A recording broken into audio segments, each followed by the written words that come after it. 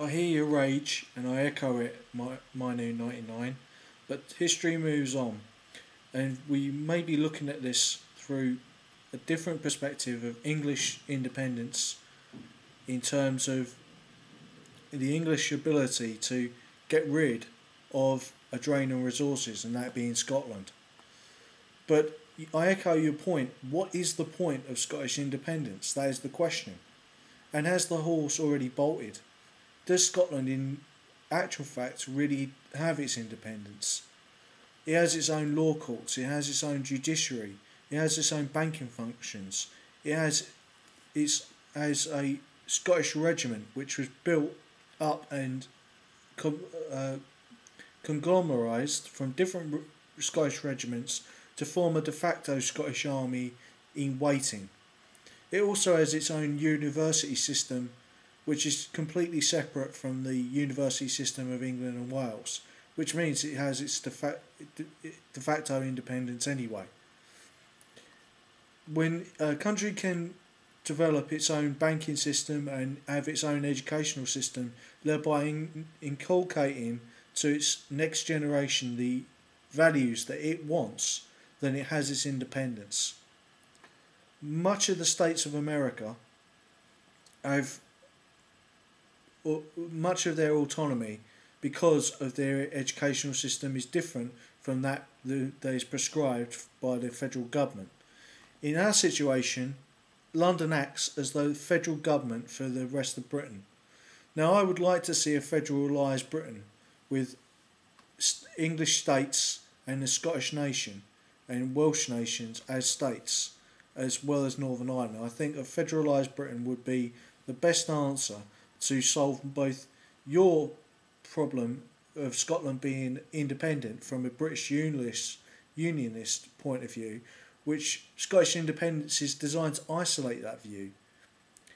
Whereas, from my point of view, Britain can never become a republic or get beyond a constitutional monarchy with a president that has different powers and separate powers from a prime minister who would really run the country along the lines of the German or along the lines of the German system, as opposed to the American system where all power is technically in the hands of the president.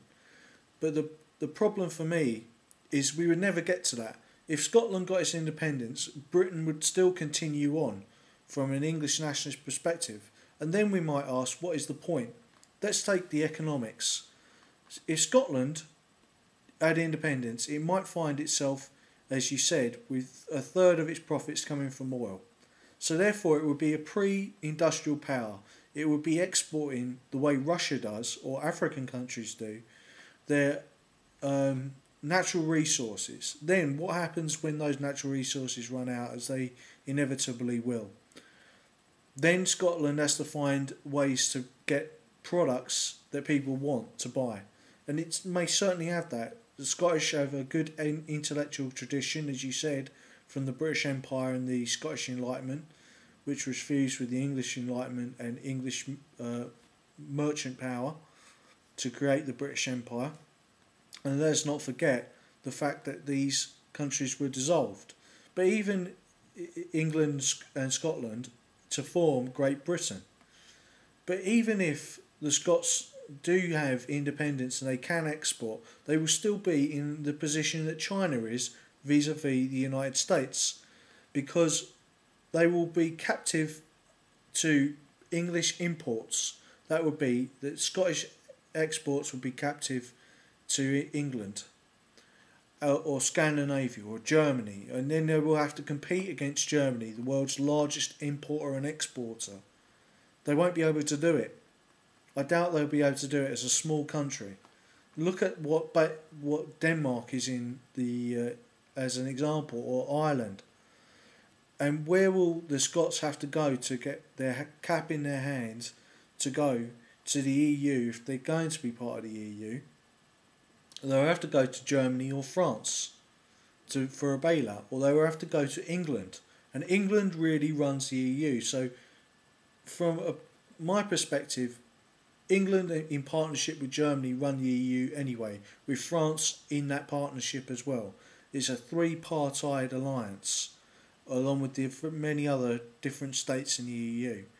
But Scottish independence means that they will get their independence from England. Yes, perhaps they already have it in most ways.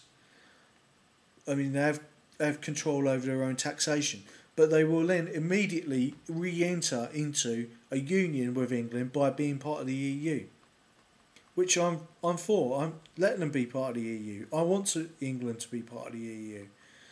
I am a European nationalist. I want Europe to be united, because I think it is the best thing for England, as England will have a common tariff with the EU and will be able to export and import their products on par with Germany, and maybe in time we may be able to increase our power to economically to overtake Germany or France.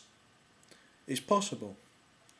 Look at Japan. Japan is a small island nation, and a nation with similar problems of having problems with demographic suicide and an ageing population, which is not replacing itself, and yet it's the second largest economy as one nation in the world after the United States and the EU. Take your pick.